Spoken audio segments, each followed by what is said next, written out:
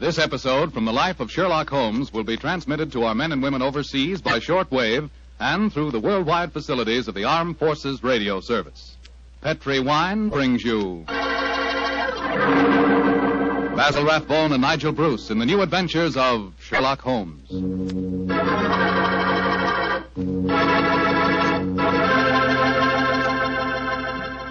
The Petri family, the family that took time to bring you good wine, invite you to listen to Dr. Watson tell us about an exciting adventure he shared with his old friend, that master detective Sherlock Holmes. And so while you're getting comfortable, I'd like to tell you about an old American custom. The custom of serving a glass of sherry wine before dinner. Petri California Sherry. You know, Petri Sherry is to a good meal what the overture is to a good musical comedy or an opera. Before you sit down at the dinner table, just pour yourself a little glass of Petri Sherry and sip it slowly. Look at that beautiful amber color. Smell the fragrance of those sun-ripened grapes. And taste that fine sherry flavor. You'll agree with me, I'm sure, that Petri Sherry is the best beginning a good meal ever had. And say, if you happen to like your sherry dry, as I do, you'll really like Petri Pale Dry Sherry. Believe me, you can't go wrong with any wine that bears the name Petri, the proudest name in the history of American wines.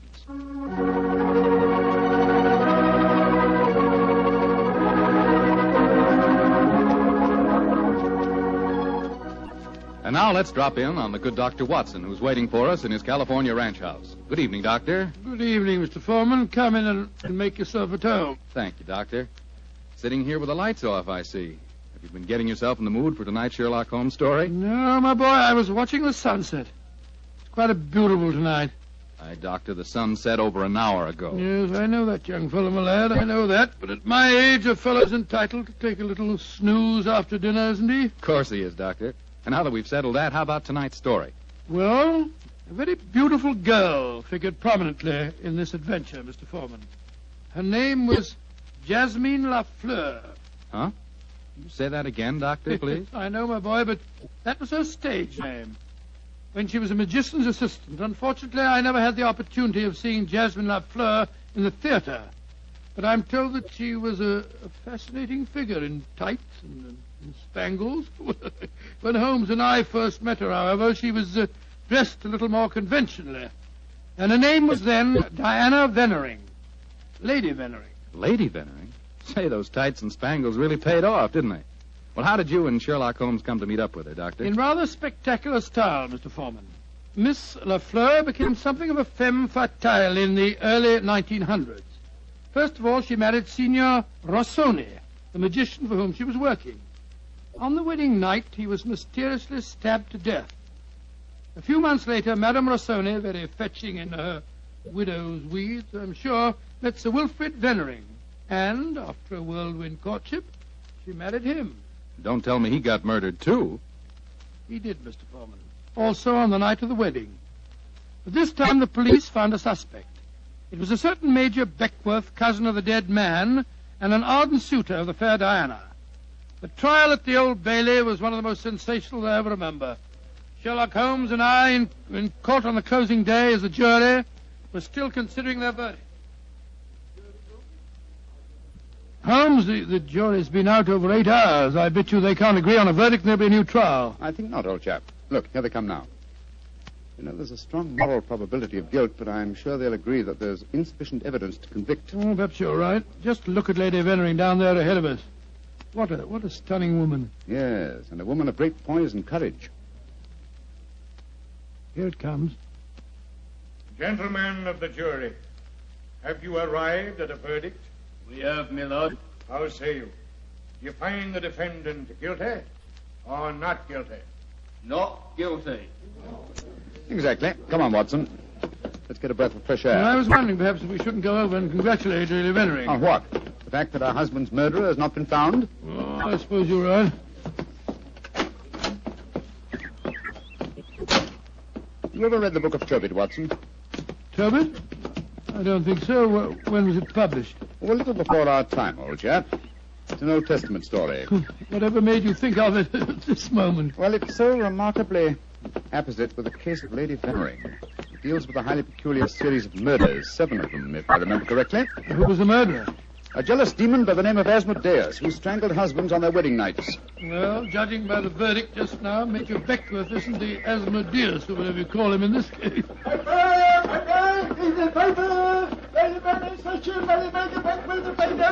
you are, boy. Here, give me a paper. Thank you, Governor. Thank you. The paper! Well, Holmes, what does it say? Oh, wait a minute. Here we are. Listen to this. Lady Veneering, widow of the murdered man, says that she will marry the suspect. Lady Veneering told newspaper reporters this afternoon that if Major Beckworth is acquitted, she will marry him before the year is out. Oh, upon my soul, Holmes, there's a positive sparkle in your eye as you read about her. I must admit the lady fascinates me, old chap. I hope before she becomes involved in any further tragedies that we may have the opportunity of meeting her, and something tells me that we will.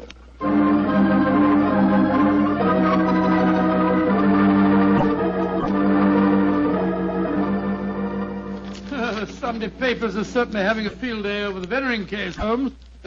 Did you read them? No, I didn't, Watson. There's a complete life history of Lady Veneering in one of them with photographs. It's rather interesting. Really? What are you doing over there, Holmes? Looking out of the window. Ah, yes. You expecting anybody home? No, come over here, old fellow. Oh, it's a clergyman. Yes, a very agitated one. Look at the way he's pacing up and down, and looking up at our window, too. By Jove. What eyes? Yes, there's a fanatical look about him, which suggests either the martyr at the stake or the inquisitor lighting the faggots. Mrs. Hudson's letting him in now. Well, I'll be interested to know what he's come to us about. I can hear footsteps on the stairs here. I'll go and have a look. How do you do, sir? Come along in, won't you? It's all right, thank you, Mrs. Hudson. You're Mr. Sherlock Holmes? I am, sir, and this is my colleague, Dr. Watson. My name is Whalen, the Reverend Arthur Whalen. How do you do, How sir? do you do, sir? Sit down, won't you, and tell me what I can do for you. Thank you. Mr. Holmes, this is a very difficult subject to broach. In fact, it's only after intense personal conflict that I've been able to force myself to come to you. May I ask you, are you familiar with the Book of Tobit? Book of Tobit? Gracious me. You were talking about that yesterday, Holmes. I see that you've come to consult me about the Veneering case.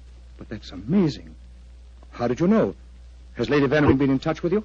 No, sir, but I'm familiar with the Book of Tobit, and Lady Venering's case closely resembles that of the woman Sarah in the Old Testament story. More closely than you realize, Mr. Holmes.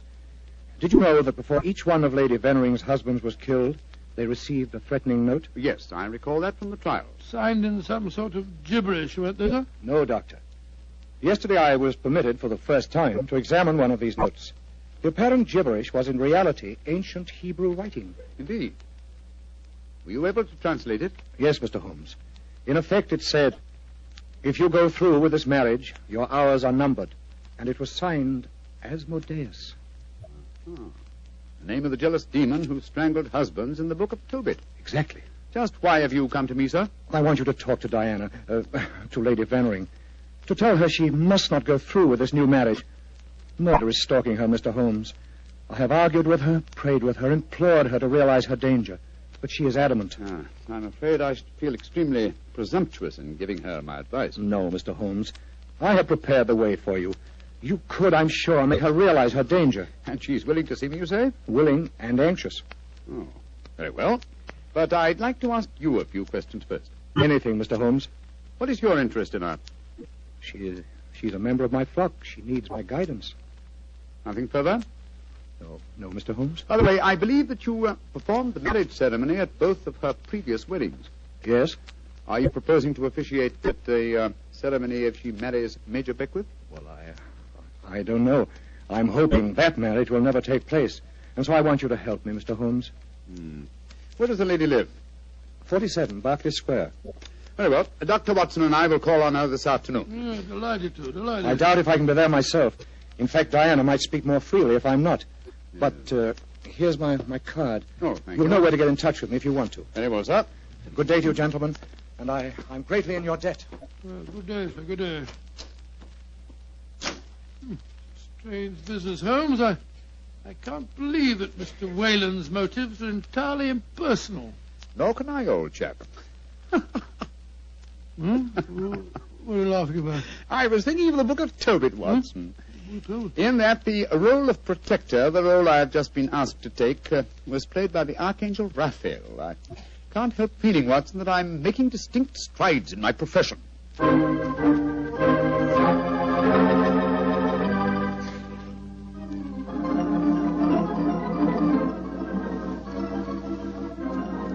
Mr. Sherlock Holmes.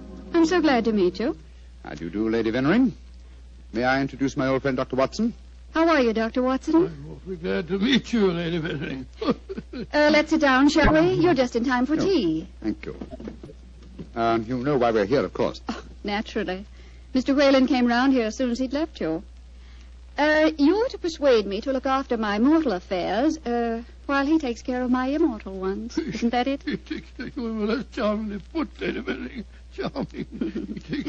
May I say, Mr. Holmes, that I'm flattered that a man of your eminence should be sufficiently interested to bother about me. You underestimate your own importance, Lady Vennering. Though I may mention that if your problem had been as simple as Mr. Whalen made it out to be, I might have been otherwise engaged. You're being very frank and a little mysterious. Are you suggesting that Mr. Whalen didn't tell you everything? I am. And I hope you will be more candid with me. Sherlock Holmes, I like you. You're most refreshing. Milk and sugar in your tea? Just milk, thank you. Here you are. How about you, Dr. Watson? Oh, just the same way, please. Hey, thank you, my dear. And now, Mr. Holmes, perhaps you'll tell me why you think that you haven't been told everything. Before I answer that, Lady Vennering, I wonder if I might ask you some questions. But of course. Anything. When your first husband, Signor Rossoni, was killed, did the police find any suspects? Yes, one. Ferdinand Gautier, a young man who had been an assistant in our Magician's Act. A stupid, good-looking boy who thought he was in love with me. But of course Inspector Lestrade had to release him. There was no evidence. Inspector Lestrade, well, you can bet that if he arrested him, the boy was innocent. A warning note was found among your husband's effects, wasn't it? Yes, and it was signed in Hebrew with the name Asmodeus. But perhaps you're not familiar with the Book of Tobis. Oh, yes, I'm familiar with it, Lady Vennering. How did you know then that the Hebrew letters signified that name? Mr. Whalen translated them for me. Oh, I see. And also read me the Book of Tobit. He's always been particularly fond of that book. Perhaps because it illustrates his own ideas on the dangers of marriage. But Holmes told us that he hadn't seen one of the warning notes until yesterday. Precisely. Lady Vennering, I read in the papers that you intend to marry Major Beckwith, the man who has just been tried for your late husband's murder. Yes, Mr. Holmes. When are you going to marry him, may I ask? When it pleases me. Doesn't it occur to you that a great deal of comment will be caused? Also that Major Beckwith's life is in obvious danger? Of course it occurs to me, my dear man. But because of two tragic marriages, am I to spend the rest of my life alone? As Mr. Whalen would have me do? I'm young, alive. Peter, what are you doing here? I just arrived back in England today, Diana. What's this I read about you marrying Beckwith? Peter, I have guests. Mr. Sherlock Holmes and Dr. Watson. This is Peter McComas, one of our most promising young painters. Diana, tell me it isn't true. When I left England, you loved me, and I you. I come back, and what do I find? You're planning to marry Beckwith. Well, I won't stand for it. If you think you can throw me over like some silly boy, you're very much mistaken. I can tell things, you know. I can tell lots of things. Get out of here, Peter. Get out. Diana. And don't come back until you've learned manners and discretion. But Diana... Get out!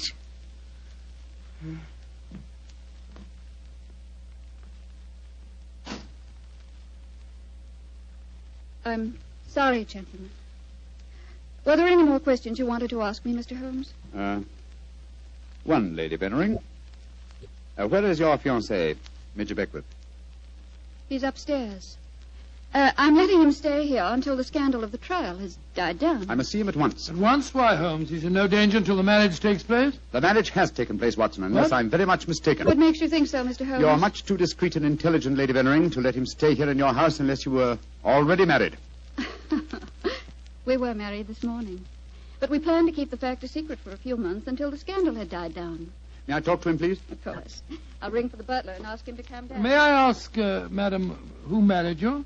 The Reverend Arthur Whalen, of course. Oh, and all the time he talked to us today, he knew perfectly well this marriage had taken place. He must have just come from it. I don't trust that man, Holmes. Oh, there you are, Hudson. I just rang for you. Will you ask Major Beckwith? Excuse me, milady. I was just on my way to telephone the police. The police? What do you mean? It's Major Beckwith, milady. He's been stabbed to death in his bath. Mr. Beckwith murdered, too. Hodgson, I'll telephone the police. By now, I'm rather well acquainted with Inspector Lestrade. Excuse me, gentlemen. What a dreadful business, Holmes. Your third husband murdered on his wedding day. But what a woman, Watson. She's superb, magnificent. What on earth do you mean, Holmes? What courage. What unconquerable spirit in the face of a fresh tragedy. Watson, she fascinates me. I haven't seen such a splendid female since we solved that case for the King of Bohemia.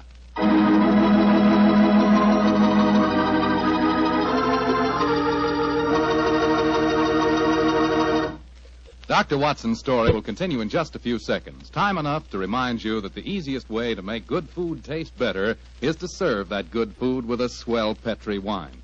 And there are two Petri wines in particular just made to go with food. Petri California Sauterne, a delicate white wine with a subtle flavor that's perfect with chicken and fish. And Petri California Burgundy, a hearty, rich red wine that's out of this world with any meat or meat dish. So if you want to know just how good a cook you are, serve your good food with Petri wine made to go with it. A Petri Burgundy or a Petri Sauterne. Two swell Petri mealtime wines.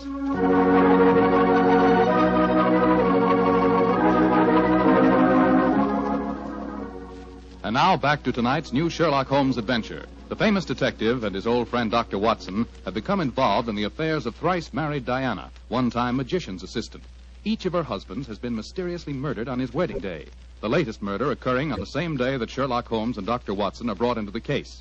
As we rejoin our story, it's a month later, and for some obscure reason, Sherlock Holmes seems to have lost interest in the case, though not in the beautiful Diana. Mr. Holmes. Yes, Lestrade? It's over a month now since Major Beckwith was murdered, and we haven't found a single clue to work Do on. you expect me to supply the deficiencies of Scotland Yard? Well, it's unlike you not to help us, Mr. Holmes. And after all, you and Dr. Watson were in the house when it happened. If you ask me, the murderer's either McComas, that Irish painter, or the clergyman Whalen. What do you think, sir? As far as I'm concerned, the case is closed, Lestrade, and I wish you'd stop bothering me. What do you think I am? Nothing but a detecting machine? Mr. Holmes, whatever's come over you?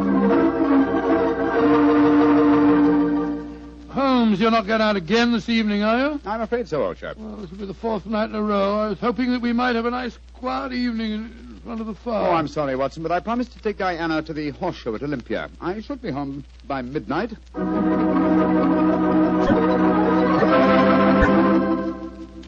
Mr. Holmes. Yes, Mr. Whalen? You're seeing altogether too much of Diana. She seems to be completely under your spell. But you introduced me to her in the first place, with the request that I keep an eye on her. I made a great mistake. As her spiritual protector, I'm afraid I must ask you to stop seeing her. I'm afraid I must ask you, sir, to mind your own business.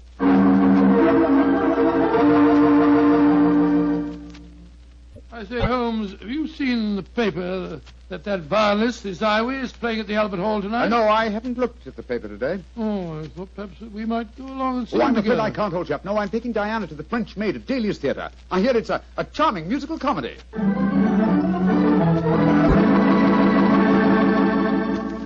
Look here, Holmes. We've been friends for a good many years now. Very true, old fellow. And I think I'm entitled to speak to you straight from the shoulder. Of course you are, Watson. Very well, then. This Diana Beckwith. Oh. Yes, it's your own business, I suppose, but I can't bear to see her making such a fool of you. You've neglected your work entirely since you met her. You get about as though you're a young fellow of 20. What's come over you, Holmes? Stop pacing about, old chap, will you, and sit down. In fact, it might be a good idea if you fortified yourself with a nip of brandy from the Tantalus there. What I'm about to tell you may be something of a shock. Watson, Diana and I are getting married tomorrow. What did you say, Holmes? I'm getting married tomorrow. But, you're insane. Oh, that's not very flattering, Watson. Anyway, I don't see why you should be so surprised. You yourself married and left Baker Street once, didn't you? For you, Holmes, a confirmed woman hater. No, my dear Watson. No, indeed, no. You will remember in our adventure that you titled A Scandal in Bohemia, I met a lady that I have often referred to as a The woman. You mean Irene Adler, but she was a criminal. Exactly, and yet Diana has the same magnificent characteristics. Keen intelligence, courage, and unconquerable spirit. But Holmes, 3 of her husbands murdered on their wedding nights. You're proposing to be the 4th. Oh, rubbish, my dear fellow, because tragedy has attended her previous marriages. Is she to go through life alone? Holmes, you really mean it, don't you? Of course I do. I think I will have a nip of brandy. Oh, don't take it so badly, old fellow. We'll continue to see a lot of each other. Diana's very fond of you, you know. Oh, well, I'm glad. Who's going to perform the ceremony? Not the Reverend Mr. Whalen? Oh, no. We decided, in view of Diana's previous marriages, that he might prove to be a trifle, unlucky. A clergyman named Vernet will officiate. Whalen, of course, insists on being present just the same. What time is the wedding tomorrow? 2 o'clock, old fellow. Oh, I should have mentioned this before. I hope your cutaway coat and top hat are in a good state of preservation. You'll be a pretty prominent figure at the ceremony, you know. You mean that... Well, I mean that if Sherlock Holmes gets married, who else can be his best man but his old friend, Dr. Watson? It's elementary, my dear fellow, elementary.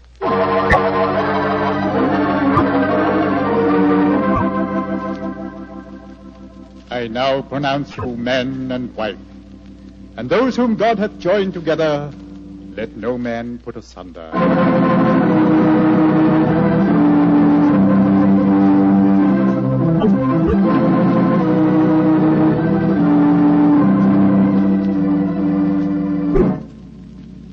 Diana, I'm going to claim the privilege of the best man and give you a kiss. Of course you shall, Doctor. Joe, Holmes, you're a devilish lucky fellow. Of course I am, old chap. Sherlock, I'm going upstairs to change my dress now. Very well, Diana. I'll be up shortly. I'll see you later, Dr. Watson. Very well, Mrs. Holmes. Holmes, I never thought I'd live to say that. Watson, old fellow, I'm worried. Worried today? Oh, my dear fellow, what's the matter? Well, just before the ceremony, I received one of those warning notes signed by Asmodeus. Oh, you better be careful, Holmes. I think I'll slip out and have a pipe or 2 on the matter. Yes. Look after my guests for me, will you? And keep your eyes open. And your ears. Yes, I will indeed. There you are, Mr. Whalen. Would you care for a glass of champagne or punch or something or other? Thank you, no, Doctor. I'm in no mood for celebration. I'm certain that Diana has made a shocking mistake. Well, really, sir, I don't think... I only came here in a last-minute attempt to dissuade her. Now that I've failed, I shall leave. Good day, sir. Bless your soul. Dr. Watson? Oh, hello, McComas. Where's Mr. Holmes? We'll be back in a few minutes. Would you care for a glass of champagne, sir? Well, thank you. I should like to drink a toast to the pair. I've been in love with Diana for years, you know, but she wouldn't marry me, and well, I suppose I might as well make the best of it. I must say your friend Sherlock Holmes seems like a splendid fellow. He is indeed, McComas. In fact, I may say... Watson. Excuse me, sir. All right, Holmes, I'm coming. Up here. What on earth's the matter, Holmes? Follow me, lock the door behind you. Allow me to introduce you to the demon Asmodeus, Watson. Unfortunately, at the moment, she's in a faint. Good Lord. It's Diana. Exactly. Always an impetuous woman, she made the mistake of trying to stab me with that knife. So I bent over to strap up a suitcase. She didn't allow for the wall mirror in which I was watching her. You mean you suspected her all along? Of course I did, old fellow. The problem was to find the proof. I first suspected her when I knew that she had been a magician's assistant. The key to the profession of magic is misdirection, and these murders have been a perfect example of misdirection of motive. How do you mean, Holmes? Well, by creating Asmodeus, thanks to the well-meaning stories of the Reverend Mr. Whalen, from whose theological libraries she must have copied the Hebrew signature, she focused the murders on jealousy, concealing the fact that the one person with a perfect motive was herself, the widow who was to inherit. Oh, why hasn't she been caught before? Because she was clever, devilishly clever. She left no clues except an indirect one that I had once spotted, that the likeliest person to be able to approach a bridegroom unsuspected and stab him is his bride. And now I wish you'd see if you can revive her, old fellow. When the police get here, I should like Mrs. Holmes to be in full possession of all her faculties.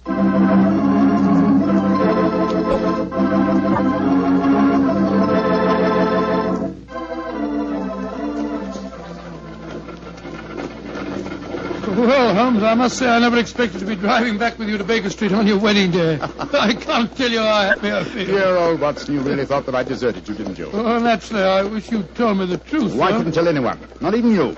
If the faintest shadow of suspicion had entered her mind, I'd never have caught her. Well, it seems to me you paid a pretty high price, Holmes. You told me you made a will in her favor. Supposing something happens to you before her trial, she'd get the money, you know. Oh, the will? Oh, no, that was worthless. I told Diana that it was a holographic will and perfectly valid. Well, what on earth is a holographic will? A will drawn up in one's own handwriting on a piece of perfectly plain paper. Such a document is quite legal, but I drew mine up on a paper with a letterhead. That made it invalid. Oh, I see, but the fact remains that you are married, Holmes. I really fooled you completely, didn't I, Watson? Didn't the name of the clergyman who married us suggest anything to you? The Reverend Vernet? No, and why not should it? Well, Vernet was a French painter of some note. He also happens to have been a great uncle of mine and Mycroft's. You mean that your brother Mycroft was a clergyman? I mean that Mycroft was disguised as a clergyman. And a very convincing job he did, too. A more satisfactory clergyman than the Reverend Mr. Whalen, no doubt, whose possible complicity may compel him to answer some very awkward questions. Then you're not married. Well, upon my soul, Holmes, I don't know what to say. Then I suggest that you say nothing, my dear chap. Let's just sit back quietly, as two good friends can, and brood about the mutability of human affairs.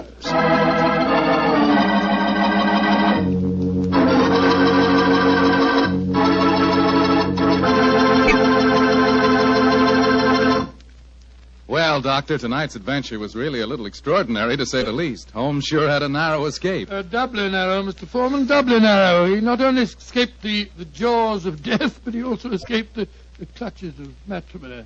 Actually, the story had a happy ending for everybody but Lady Vennering, Jasmine Lafleur. What about that artist fellow, McComas? How did he take it? Oh, very well indeed. In fact, in gratitude, he even painted Holmes's portrait.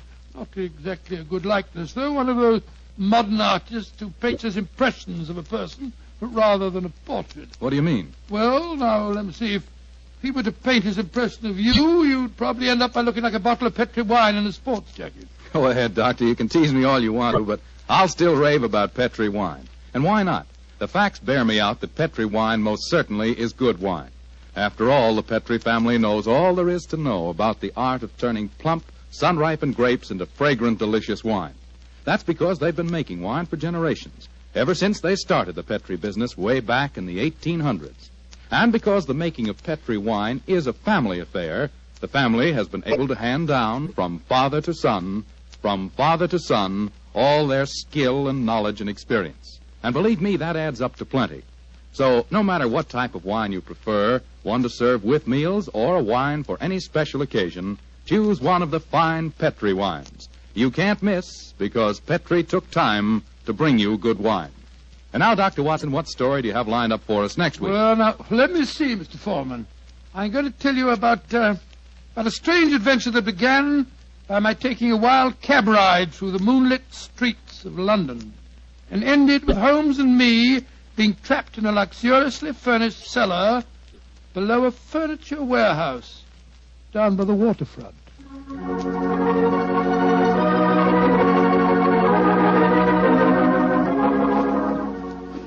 Tonight's Sherlock Holmes adventure is written by Dennis Green and Anthony Boucher and is based on an incident in the Sir Arthur Conan Doyle story, The Adventure of Shoscombe Old Place. Mr. Rathbone appears through the courtesy of Metro-Goldwyn-Mayer and Mr. Bruce through the courtesy of Universal Pictures, where they are now starring in the Sherlock Holmes series.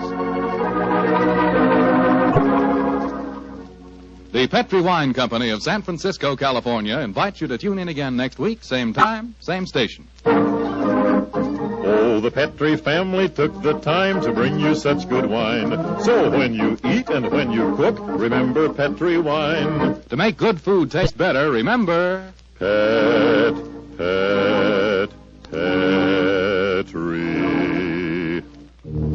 wine.